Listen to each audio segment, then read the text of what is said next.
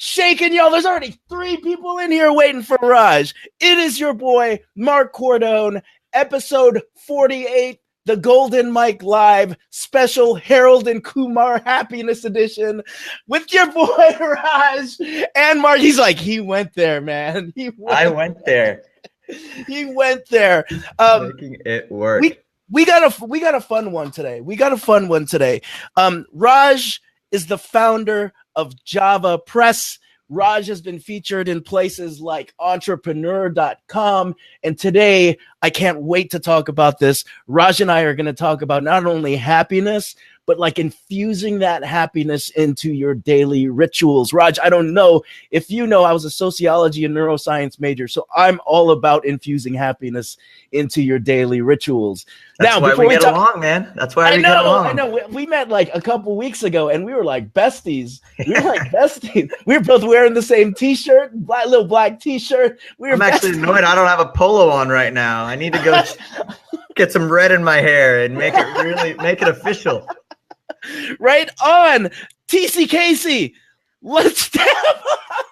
See, I knew this. I knew that if we went and did a Harold and Kumar reference, someone would say something. TC Casey, you're the first out of the gate to dab up. You're not gonna need that today because we're gonna be high on life, baby. We're gonna be high on life. So life. So if you haven't met me, my name is Mark Cordone. I'm the founder of the Make Money Coaching Program, but more importantly, I'm a positive psychology coach. It just means 2 things, y'all. Forget about all the empirical data. Forget about all that other stuff. It just means 2 things. Number 1, on a daily basis, are you getting happiness out of life? Are you feeling the little things that make you happy?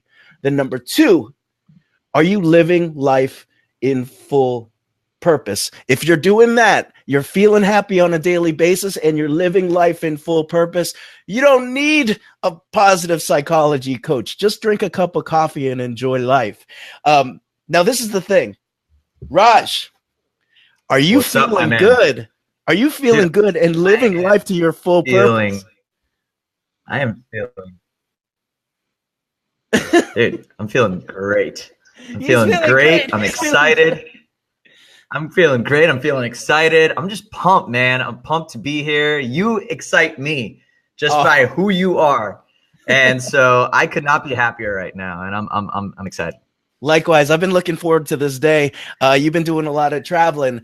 Now, for those of you watching live or watching the replay, if you are feeling good like Raj, if you are living life in full purpose, Raj, let me see you raise your hands like this. Give Raj and I some hearts. How do you beat the hearts over at Java Press? Oh, we got a big old heartbeat going on there. Raj got the heartbeat going on. You can't cover it up with that big old mic. He's got a big old heart right now. Now, let me tell you guys something, too. Everybody thinks that positive psychology is always about every single day is Taco Tuesday. Every single day, it's always about craps and giggles and rainbows and Skittles. Well, you know what? It's not just about that. There's ups and downs and all arounds in our life. And sometimes you just get out of bed. It's a Tuesday and you're like, you know what, Cordone, I do not want to hear you today. I am not feeling happy. And I don't want to hear this crap. That's cool. That's cool. And also at the same time, you might be going through a life transition, right? You might have been in a job for 30 plus years mentoring somebody. And then suddenly you get ill, or suddenly you want to change your positionality in life, and suddenly everything that you thought was your purpose comes crumbling down. It's all good. It's all good. Your heart is beating just like everybody else. That's a part of your hero's journey. Give us a big old thumbs up if you're just living life right now and you're getting by. Give us a big old thumbs up. Now, here's the other thing, y'all. You can have an up, you can have a down, you can have an all around, but this is huge, especially in days like today.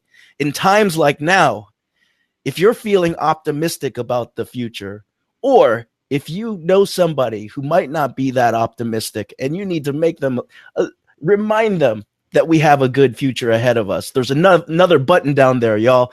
Raj, make the face with me. Give us a big old wow face, baby. Woo! Raj Jana just made a big old wow face. Now, given all of that, I want you to share this episode out. Raj got some things to say, but Raj, even before we go into the happiness piece, I'm curious. I'm going to just throw the net wide with you. What's your story, brother? My story. Ooh. Well, I started my company about two and a half years ago, September 2015. So when we launched our first product, I launched it when I was working a full-time job. So I used to be an engineer in my previous life. I just wanted something different. I wasn't experiencing the fulfillment I wanted at work. So I went to entrepreneurship as a way for me to create that fulfillment in my life. And as I was growing my company, I had a really close mentor who was also my cube mate, who had worked about 37 years at the same company. And, he was kind of living for retirement, living for what's next, living for the end of the tunnel and was constantly like seeking that, the end of light at the end of the tunnel. So he had hobbies and things he wanted to check out. And with about 3 months left until retirement, he had a heart attack and died. And that experience sort of slapped me in the face. It was a big wake up call for me. And the next week his wife came in and she was cleaning out his cubicle, and you could just see it in her eyes, like this, like there was something, like she was learning all these things about her husband that she didn't know because he spent so much time at work. And he was like, it was just a very eye-opening experience for me. And it changed my life, really. I mean, it was just a slap in the face. It was like, I looked around at everybody in my life and we were all doing that, whether it be working towards the end of the day or working for the weekend or working for that goal or whatever. It was always what's forward. What are we doing next? It's always that next thing.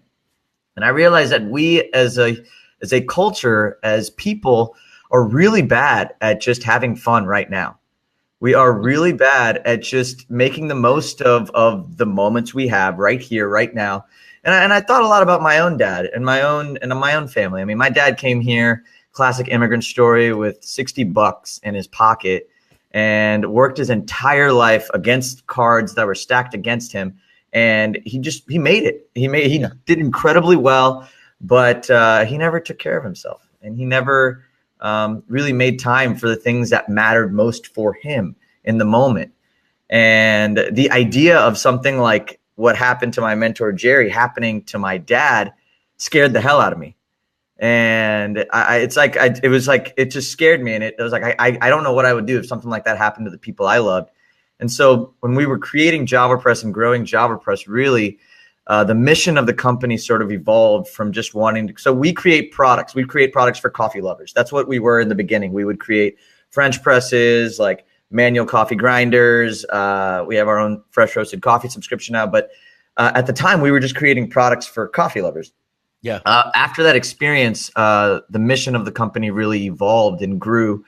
And now we create products that help people use their coffee to live a happier life.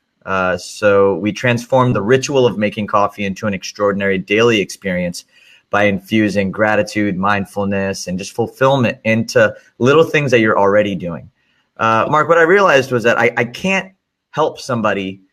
Like, I'm not the type of person that can inspire someone to empty out their life savings and go buy their dream car. Like, that's not practical.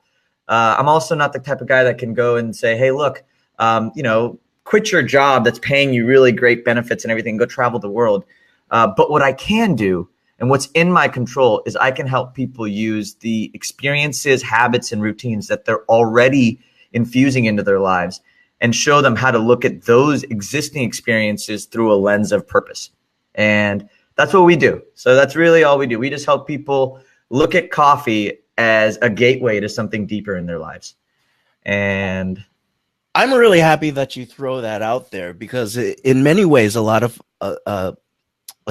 folks have the luxury to say, you know what, I'm out of F's to give. Like, I'm putting everything in a box, leaving it, and I'm gonna go out and I'm there's amazing places to see in the world. And then there's folks who they're like, my locus of control is staying here right now. I can't necessarily leave right now. I can't necessarily do this right now. I've got some dreams, but my locus of control is when I get up, can I practice gratitude?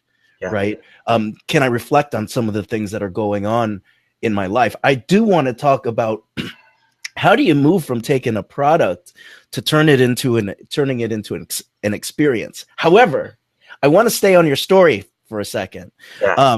So let's talk about Baby Raj. Baby Raj, right? Baby so Raj. Like, ooh. Yeah. Right. Baby Raj. Now, like, were you the type of kid with huge dreams? Like, I'm going to be an entrepreneur. I'm going to do this. I'm going to do that. Or were you just always kind of going with the flow? And there was just a point where it just made sense to become an engineer. It's actually kind of crazy. I mean, I'm very grateful for my parents. Both my parents have always pushed me to do things differently, to really show up differently. And I've always exhibited behaviors of wanting to do something bigger. Mm-hmm. And I think that's why when I started working full time, I felt empty. Yeah. Because, when I was in high school, I played a lot of tennis. We would reach state championships, really competitive tennis player. In college, I started my own fraternity and we were setting philanthropic records. IND, baby. IND. Yeah. Yep. And then when I got to my work world, it just felt like I was doing the routine and I was waking up and going to work and chasing the promotions and just trying to just do that. And it felt empty. And so I want to say that my stint into entrepreneurship and creating my life the way I have has always been a reflection of me wanting to do something big for myself. Like, yeah. I've always felt like I was put on this earth to do something, and I want to experience life. Like, I want to experience life. And I don't know if that necessarily means money or if that necessarily means success. I don't know what that means, because it's that definition of fulfillment is something that I'm constantly revisiting and constantly sort of going deeper on and getting vulnerable with myself and the people around me. But it is something that I expect for myself. Like, I want to have a fulfilling life. And I think that's the one constant that's always been there. One of the really cool things that I've heard about purpose is that, and I think it does come with this theme, right? There's this theme that we're indoctrinated to chase happiness. And so sometimes what it feels like is that we're stuck on a hedonic treadmill because happiness is always in front of us and we're just like running in place, right? And we're like, why can't I get it? And then we get it. And then suddenly the treadmill's back on and it's steeper and faster this time, right? And so in many ways, a lot of philosophers talk about one of the main purposes in life is to figure out how and when you need to step off of that treadmill. Because if you stay on that treadmill, you'll die with a lot of regrets. I'm gonna reframe that. I think it's all right to be on a treadmill as long as the treadmill is chasing the right thing. Now, chasing happiness, I think, is a never-ending spiral. Yeah. But if you replace happiness with purpose or fulfillment or impact or something that allows you to go deeper within yourself, because then, like, when you say you're chasing happiness or when we're chasing happiness, that becomes like almost like what is happiness, right? Like, then we have to go deeper. Like, it's like happiness is almost the shell or the outer layer of what is actually the thing we're chasing. Yep. So when you go one layer deeper beyond happiness, then it's all right. So what makes me fulfilled? Now that can mean something very different for many different people. One, it could be, raising an incredible family, being like the best father or mother you can be, or being in the best shape of your life, being extremely healthy. And why is that important to somebody? Oh, because I have family members that, I think that the story you tell yourself, creating the hero's journey for yourself and infusing that with purpose is, I think, a treadmill that I'm very happy to be on. Like, Gotcha. that's, I think, of like, I don't mind going deep into the rabbit hole when I'm looking at that, because I think that that's life. I mean, I really think that that's what we're here to do. We're here to find our deepest purpose and fulfill it in the best way we can. And I think that requires us to do the hard work, to embrace the struggle, to realize that it's not always going to be rosy, right? Like, happiness is always I watched that Pixar movie. What was it? Inside Out. Have you seen that movie? Yep. And in the movie, in the very end, I don't know if anyone's for everyone for anyone who hasn't seen this yet, but at the end of the movie, the premise is that, all the happy emotion was running away from the sad emotion. But what she realized at the end was that happiness always followed the saddest moments. And so you can't have one without the other. So chasing happiness, I think, is a very shallow, like, almost it's a surface level push. Yeah. But when you go deeper and you chase something like purpose, you experience the full range of emotions, which then I think really leads to a meaningful life. I think that makes such a big, that is such a nice little distinguishing factor, because so much of what we could focus on is ostensibly happiness, right? Yep. And Miles, I'm loving what you're throwing out here right now. Miles is talking about happiness is chasing the dime, right?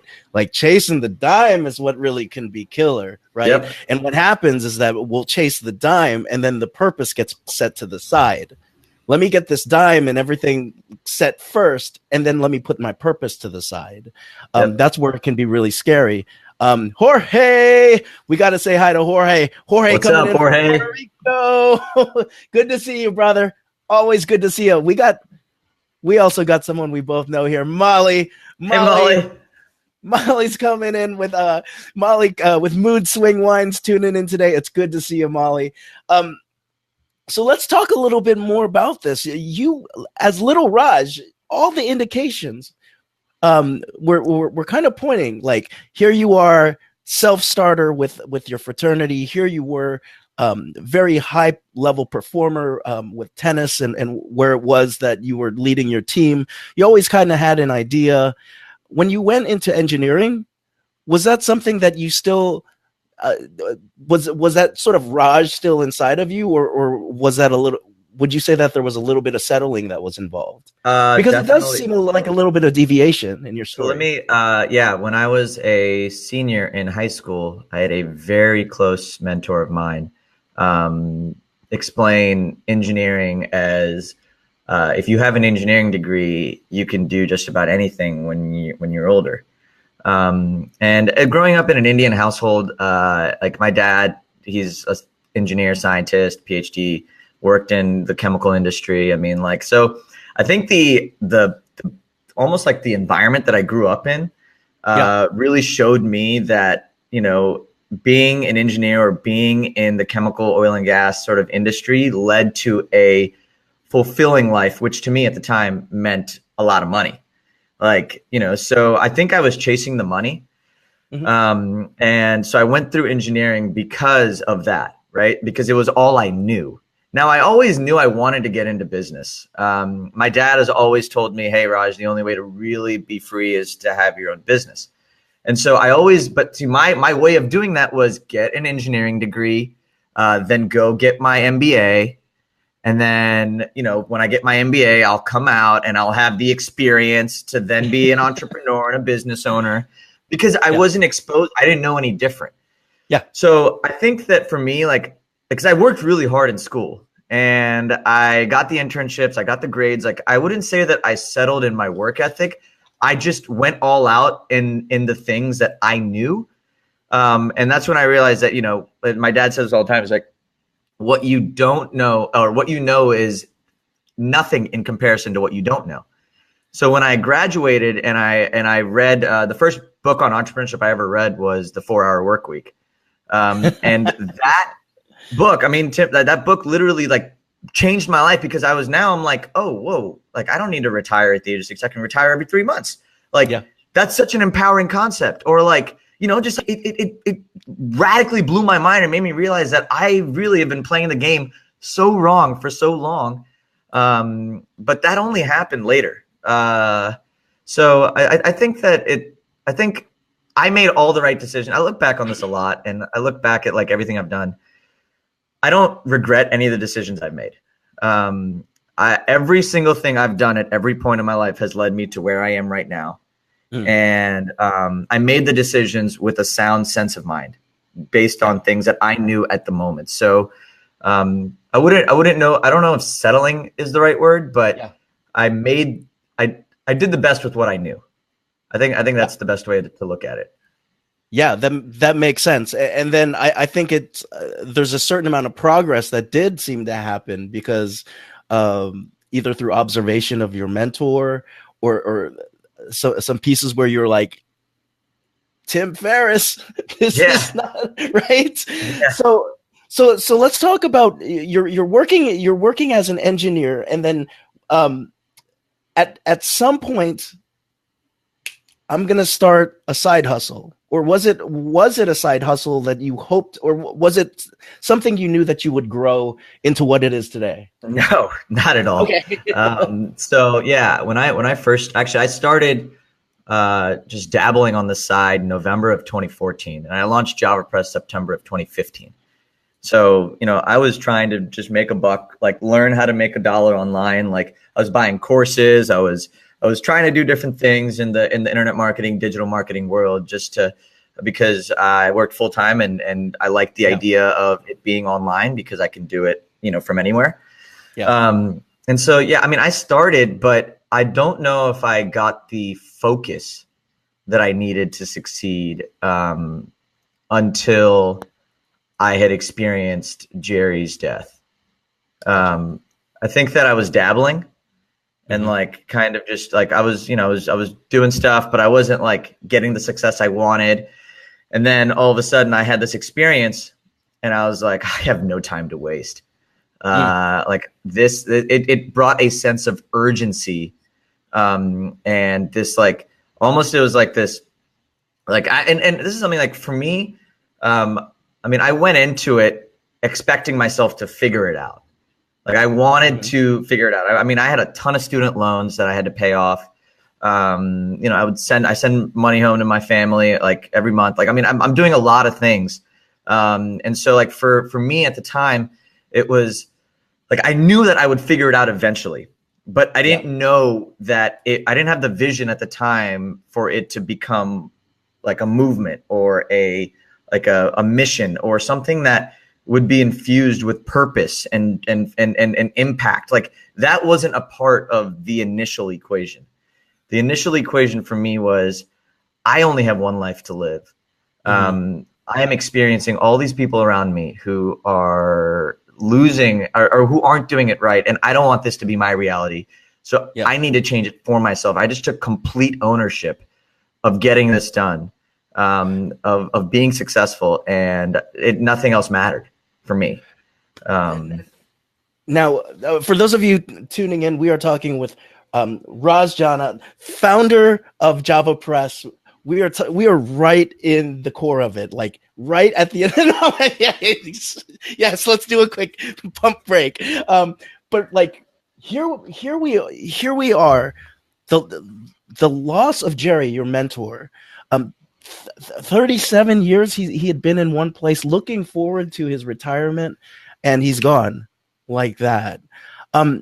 Raj, you felt that sense of urgency. Would you say that any kind of fear went away, like, or were you just like so focused that you were just like, this is gonna get done at all costs now? There is no I don't think fear ever goes away. I think fear just turns into more of a compass, because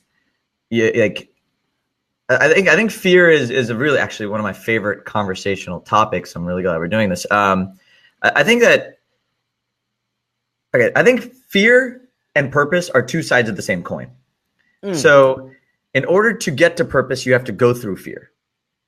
And, and fear might mean struggle. It might mean not knowing how to do something. It might mean the fear of judgment. It might mean It might mean a lot of different things, but for me, I mean, I don't know if fear ever went away as it did. Like it just kind of, it was like a fire under me. Cause like, I still remember doing things that scared me. When I would do them and I would just push myself to do them anyways, there's this very exhilarating feeling that comes on the other side of doing something that terrified you.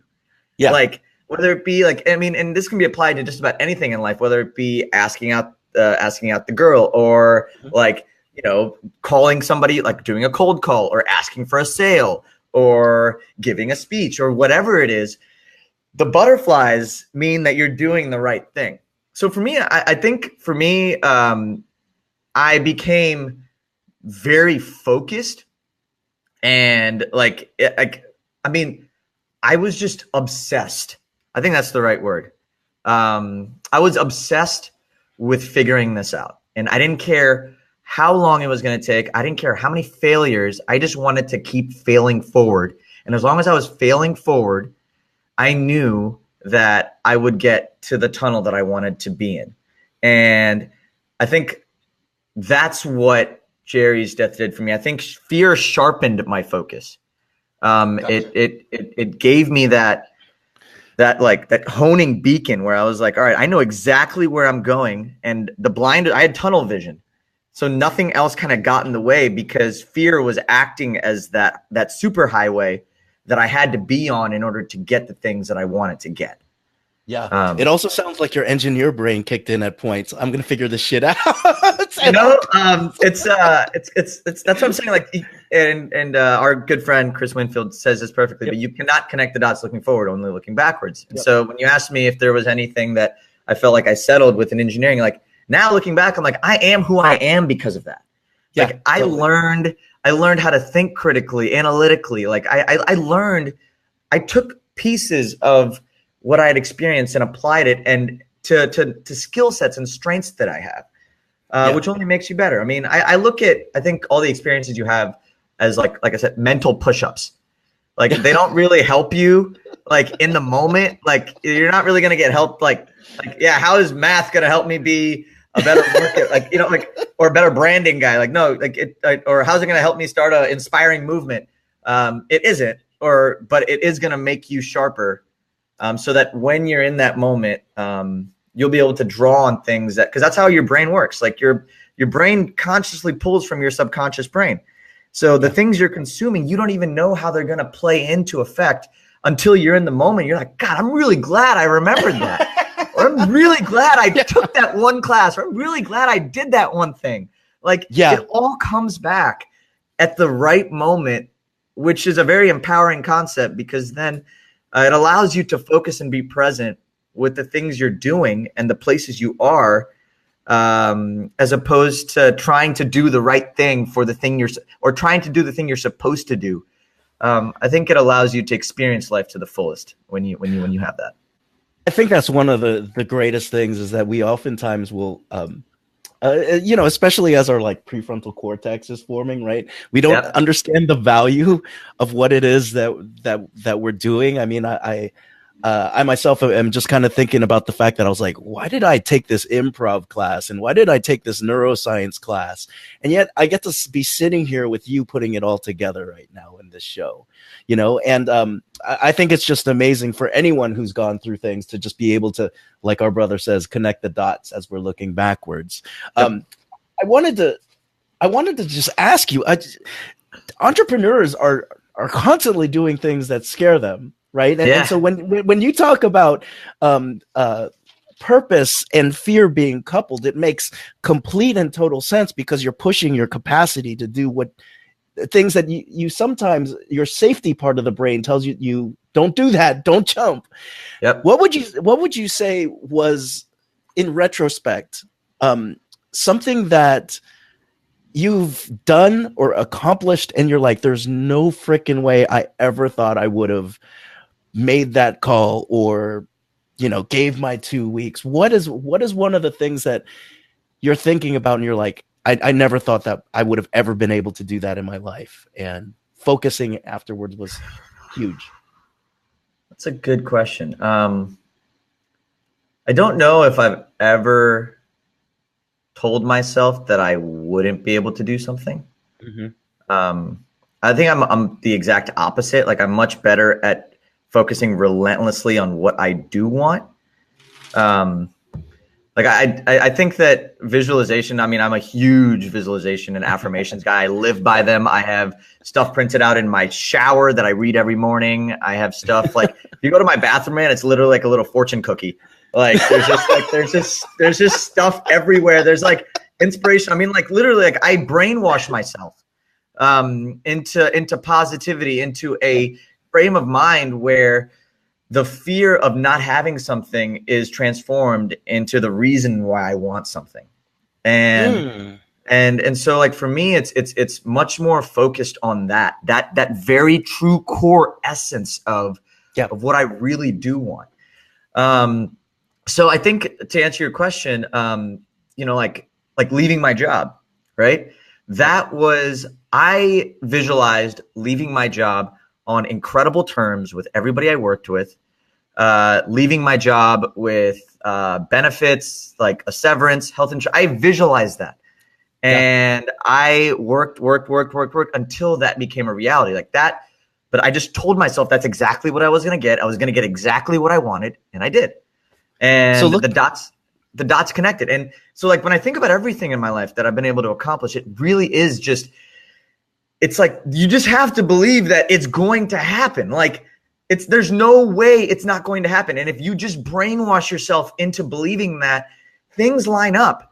Things like obstacles move out of the way because now you're constantly and just like obsessively looking. It's kind of like RAS, right? Reticular activating system. Your reticular activating system. When you buy a red car, you focus on you attract and see what you focus on. So if you just bought a red car and then you drive out, you're gonna consistently see other people have red cars. You never noticed them before, but like it's the same way. That's how it was for me. So don't get me wrong, dreams come true. And there are bucket list items that I think, like me getting to meet Damon John. I got to hang out with Damon John. That was a thing that I never thought would happen. And that was an amazing experience. And he's such a nice guy and I learned so much from him. But like stuff like that, like you never really know when, like you just don't know. Like that wasn't a part of the plan, but it happened. So let me ask you this. You're talking about the reticular activating system. You're talking about the fortune cookie bathroom that you got. So tomorrow when you're getting in the shower, what is the next belief that you're programming around your purpose? What is the thing that you see yourself manifesting, Raj? I want to help 1 billion kids. Like that's what I really want to do in my lifetime. I really want to give back to kids and just show them that, the beautiful life is very possible no matter where you were born, how you were born, what you've gone through. You can rewrite the story you want to write for yourself. And I just want to inspire kids to experience that. And I'm going to do that through my businesses. I'm going to do that through my soon to be foundations. Like so I'm saying like when you talk this stuff out loud and when you say it out loud, you plant these seeds. And then when you have the fortune cookie bathroom or when you visualize, you almost visualize the steps it takes to get there. And when you can visualize the steps it takes to get there, it's almost like you're remembering the future instead of remembering the past. So like you can literally rewrite everything you want to experience by just focusing all out on the things you really want. Like everything else gets out of the way. And that's the reason why I wanted to throw it out there is because there's this term called declarations. And your brain does not know the difference between the past, the present, and the future. So if you truly can visualize, if you can get into that spot, for example, where Raj sees himself serving 1 billion kids, right? Your brain really, you call it reprogramming or brainwashing. I just call it like the brain has train tracks and you're just moving the train tracks over and you're refocusing on the new thing. We got somebody watching and you might have heard of him, the dudes. Hey, what's up, Raj Jim? is a completely amazing dude. I agree. We got a thumbs up from Chris Winfield, and that this is gold. Chris Winfield, a lot of love to you. You're the guy who connected us, man. And Raj and I had a great, great, great talk, if you want to call it that, when I was in New York. We had a great talk that night. We also have Renee. Renee, it is good to see you. Is that What's a hand up, clap? Renee? Is that a self high five? So let's go into this helping mode right now, because you're full on business right now with service, infusing happiness on a daily basis. Talk to us a little bit about this. This is more than a coffee grinder, right? Yeah, now, yeah. So, right? we're really in the business of transforming ordinary coffee rituals into extraordinary daily experiences. So my goal is to, I have somebody's attention for about 5 to 10 minutes every morning, because that's on average how much time people take to drink their coffee, whether it be sit down and drink their coffee or make a cup, like make a pot. The moments between grinding or opening up the coffee bag and finishing their mug is the time I have to influence somebody's daily ritual. So with us, it's really about creating content, creating an unboxing experience, designing our bags and our products to sort of enhance the time they have between in that little time slot. So like our coffee club, like we have a fresh roasted coffee club. What we do, which I think is really cool, is we roast and ship coffee within 2 hours of roasting. So when somebody receives it, it's literally like straight off the oven, like it's kitchen to table coffee. Which is why that guy in the commercial is opening his bag. Well, so that's the thing, right? So freshness is super important for us, because when you think about the time someone takes, the first thing they're going to do is open the bag, right? When they open the bag, if the first thing they can experience is just this like, like the smell of amazing coffee. Oh, wow, face. Because the aroma of coffee has been scientifically proven to lift spirits, like reduce anxiety, just to make you feel good and grounded. And so, pun intended. And so, like, that's the first step. So, like, really, what we do is we design every part of the product experience to enhance these little things, these little feelings that someone might be experiencing, and just like accentuate it. So, like, for example, when they open the box, right? Like, oh, I've got a box right here. I'll show you. So when you open the box, right? Like, the first thing they see is this. The line for a great cup of coffee is always shorter at home.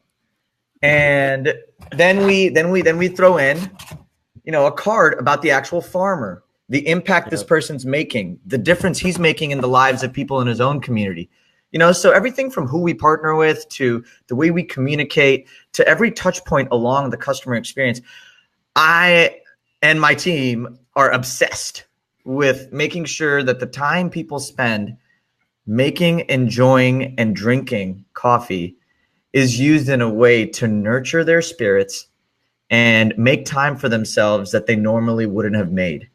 So by telling stories about farmers, we're connecting people across communities. So now there's this sense of appreciation and gratitude for what you have, and you can envision yourself with it's compassion, so all these positive emotions, experiences, really by transforming the coffee ritual, people can now go forward with their day having experienced something at the very start of their mornings. They can now experience gratitude, fulfillment, compassion, love, friendship in many different places of life, whether they're at work, whether they're on their commute to work, whether they're hanging out with their family.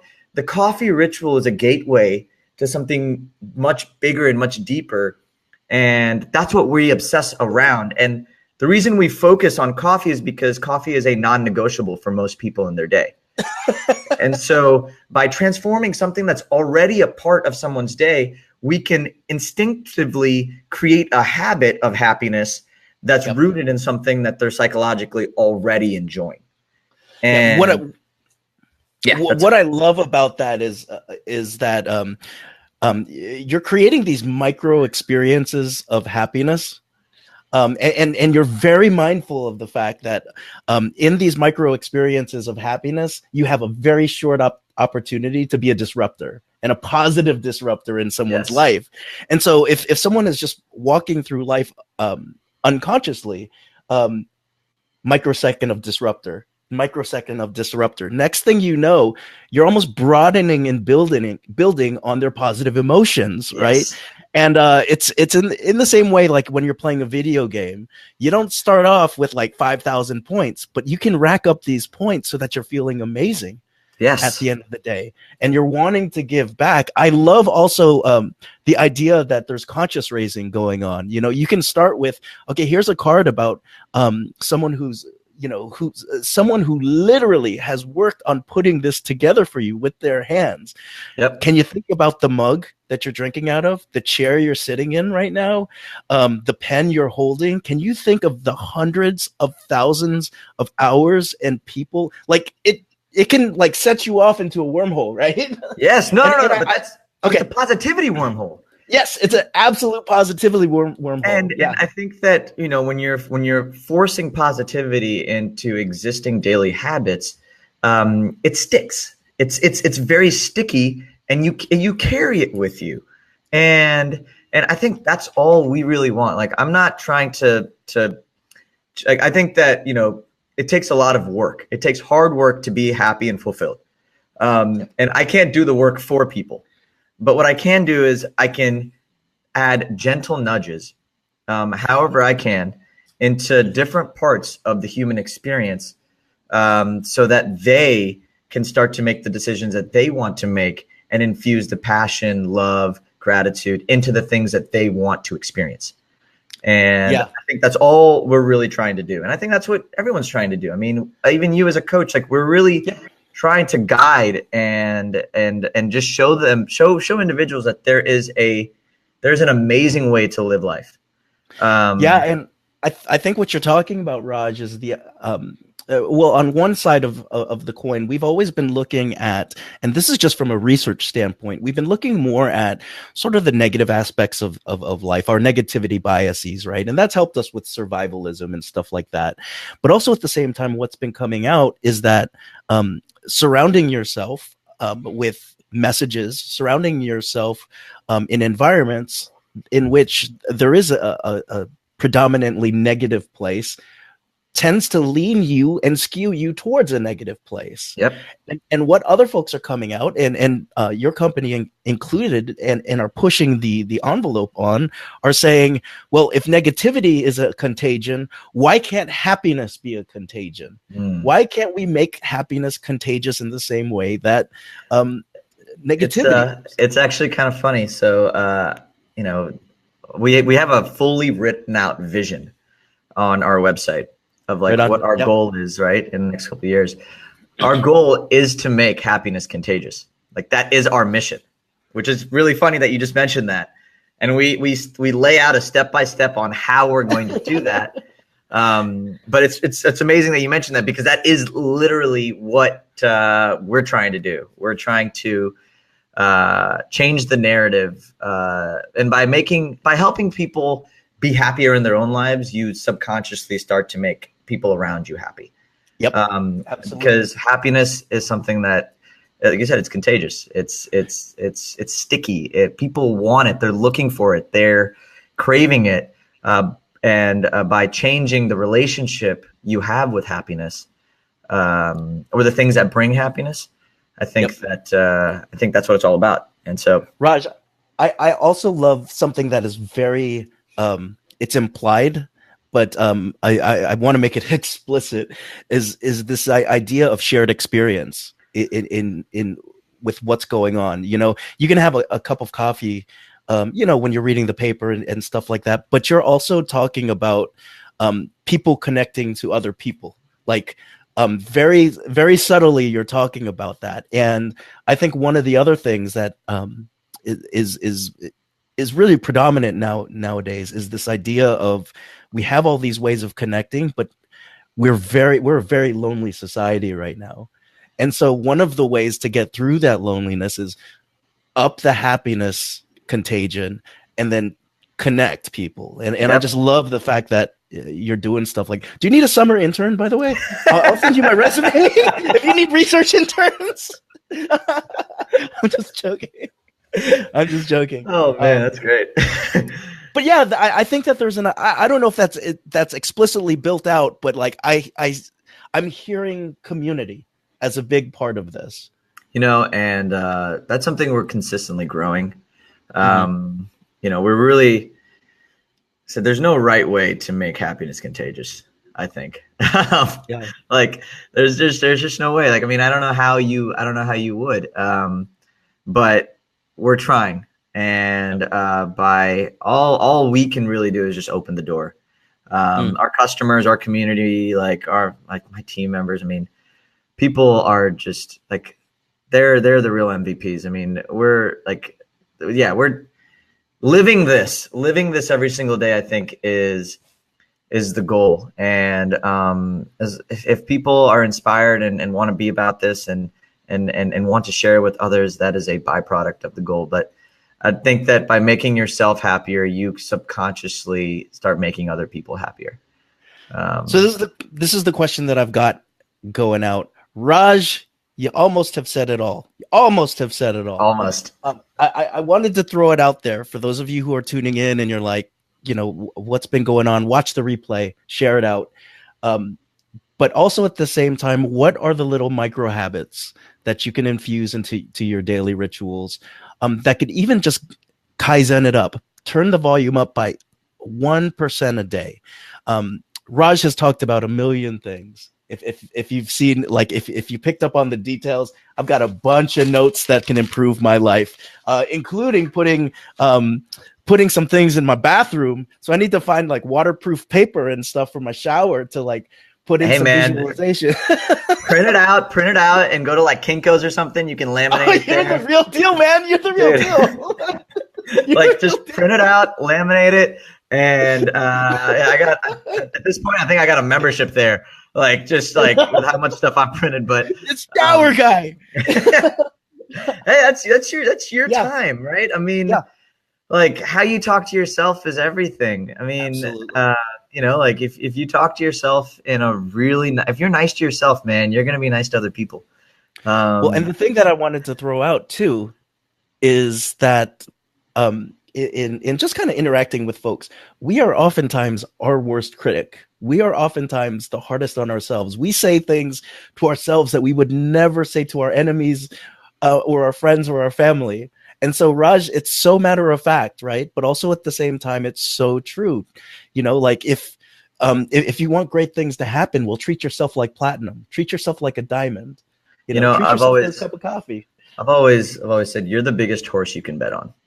And if you're not grooming the horse, feeding the horse, like taking care of yourself, like it's like a luxury car, man. Like, yeah, you could think you're a Ferrari, but if you're not doing regular oil changes or getting or driving close to empty, I mean, it doesn't matter. The car is still gonna floor and burn out. Like, it doesn't matter. So, you know, or it can be pulled by that mighty steed. Yeah, or that mighty steed, right? Yeah, because there's no engine anymore. Yeah. So, like, you know, I think self-care is arguably one of the most important. Like, your health, your happiness should always come first, because the more you create abundance within yourself, the more abundance you can create for others. Like, you're really just elevating your capacity to give. Like, if you run yourself short and you don't take care of yourself and you're constantly taking care of other people and giving back to other people and doing more for other people, but you're forgetting this right here, eventually you're going to turn that into resentment. You're going to turn that into jealousy, because now your abundance tank has gone down and now you're living at a scarcity. Like, you have no more fuel to give. But if your tank is always full and it's just overflowing, I mean, dude, you're going to be able to give so much more. You're going to be able to make such a bigger impact. You're going to be like excited to show up and serve and give back to clients and take care of customers and call your mom every day or spend time with your family more than you probably can. Like, You're just going to be more excited to give back. And I think that giving back is the epitome of fulfillment and purpose. I mean, the more you give, the more you get. And it's just this never ending cycle of reciprocation that I think is fueled by self-care. So when you say micro habits and little things that I would infuse, make your mornings for you. Wake up early. It's a struggle. I know it is for a lot of people, including it was a huge. I have a really good mentor of mine, Hal Elrod. He wrote a book called The Miracle Morning, and that book changed my life. He talks about waking up before 8 a.m. and all the things he does for himself to get himself into just amazing positive state. And he's probably one of the most abundant people I know. The man's beat death like 3 times for he's just incredible. And so like that is like, take care of yourself and do it in the morning. Do it first thing in the morning when you wake up. The micro habits, wake up, like meditate. I take a cold shower every single day, an ice cold shower first thing in the morning because it wakes me up and I get really excited. And the first time I did it, like whenever I had a mentor of mine tell me to do that once, and the first time I was just like, dude, you're crazy. Like this is not going to work. And then I did it, and I can't tell you in how much of a better mood I was after I just got out of that shower. Like that's amazing. You just wake up with so much excitement. It's like, whoa, like I'm up now. I just do it because if I shower with hot water, my red hair comes out. Yeah, well, there you go. So well, now you're giving yourself a reason to go cold, but like, I mean, I do the cold shower and then I wake up. I exercise in the morning before I cold shower, and that definitely gets my mood up, and I'm just happy. I meditate in the mornings. And then I make myself a damn good cup of coffee. Like I take my sweet time.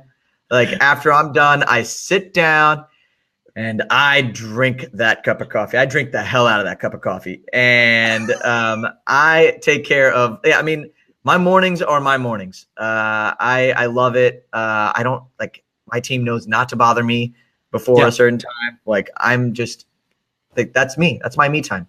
And I think that everybody can create their me time. And I think it's worth it, really. Amazing. I put the site up, javapress.com, just so you guys can go to the about page and look at this guy who sniffs.